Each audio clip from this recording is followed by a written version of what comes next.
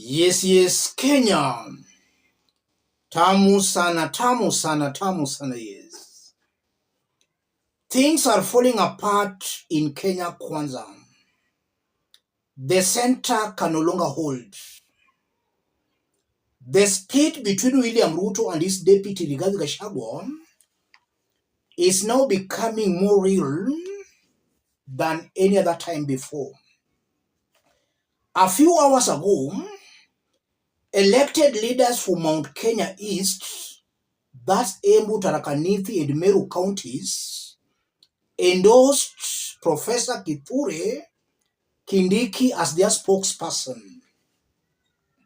What does that mean? Mount Kenya East has now split from Mount Kenya West. I want us to dig deep into that story. But before we have a look at that story as captured by the Star, let me say this. Rigathi Gachagua and his team have been boasting on how they gave William Ruto 47% of the votes. In the last election of 2022, as announced by Chebukati, Ruto had about 7.1 million votes. 47% of that vote is 3.3 million. So according to Rigathi Gachagua and his team, out of the 7.1 million votes Ruto got, the mountain gave him 3.3. If you remove the 3.3 from Ruto's votes, Ruto is being left by 3.8. On the part of Raila Odinga, Raila had 6.9 as announced by Chebukati. Kalonzo Musyoka, the three Ukambani counties, gave Raila Odinga, I've done the mathematics here, gave Raila Odinga 769,431. If you remove that from 6.9, Raila without Kalonzo has 6.1. Those were results of 2022. Assuming that nothing has changed, add these Kalonzo's votes to Rigathi's mountain votes, you get 4 million votes. Add Ruto's votes to Raila's votes, you get 9.9. Rigathi plus Kalonzo, 4 million. Ruto plus Raila, 9.9. I'm assuming that things have not changed from 2022. If you remove the mountain vote Rigathi has been chest thumping about, and you add it to Kalonzo Musyoka's votes, they have 4 million. 3.8 that Ruto is left with, plus 6.1 Raila is left with, 9.9. Why am I bringing that kind of a discussion? The only way of sending William Ruto home come the next election, Kenyans should not go the tribal way. If they go the tribal way, mtajua mujui, Ruto will win with a landslide, assuming there will be no rigging. Ruto will win with a landslide. Because if it's tribal, the big blocks will be the mountain block and the eastern block, the lower eastern block. And then we'll have the Rift Valley block and the Raila Odinga's traditional blocks. So Kenyans, don't go tribal. If you go tribal, William Ruto will win with a landslide. The only way, therefore, to defeat Ruto is for Kalonzo, Rigathi, and that team to support a Gen Z, maybe a Morara or any other Gen Z that will be strong at that time. If they do that, maybe William Ruto will be home early in the morning, because now Kenyans will not vote along ethnic lines. So these people pretending to be supporting Gen Zs, thinking that Gen Zs will eventually support their favorite candidates, you will lose. Your only way out is to support a Gen Z. I think that's now very clear. And also there is an important issue I should also talk about. Turnout of 2022. We've been hearing of so many stories. The areas that had the highest turnout in the presidential election of 2022 was Rift Valley, the college in Rift Valley, and the Luo Nyanza.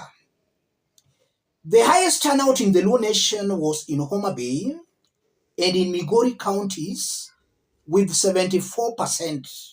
That was the highest turnout in the Luo Nation. The highest turnout in the Kalenjin Nation was in Bomet and West Pokot with 80%. No big difference. 74 and 80, no big difference. The highest turnout on the mountain was in Tharaka Nithi and in Kirinyaga with 70%. The highest turnout on the mountain was 70%. The highest turnout in Ukambani was in Kitui, where Kalonzo comes from, with 62%. The highest turnout. Machakos and Makueni had 61%. So in terms of turnout, Nyanza and Rift Valley led, and your guess can be as good as mine why they led. The presidential candidates were coming from those two areas.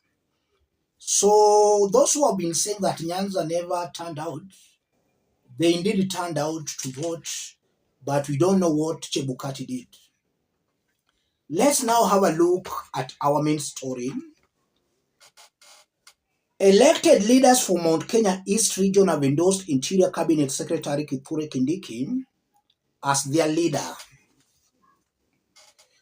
In a press conference on Monday, the leaders drawn from Embu, Tharaka Nithi, and Meru counties said they have unanimously endorsed Kindiki as the link between them and the executive.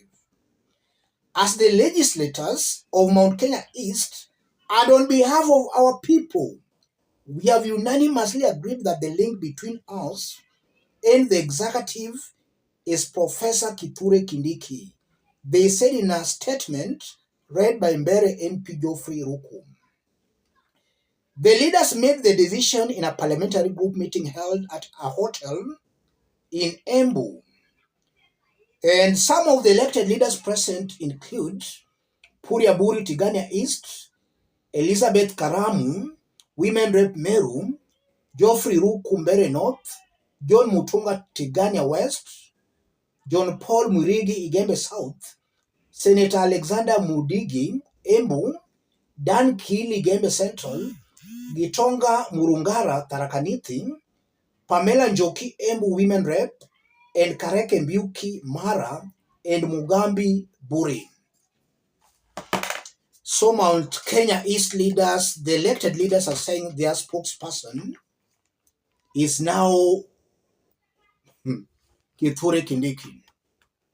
They don't recognize Rigathi Gachagua. So we have a split mountain.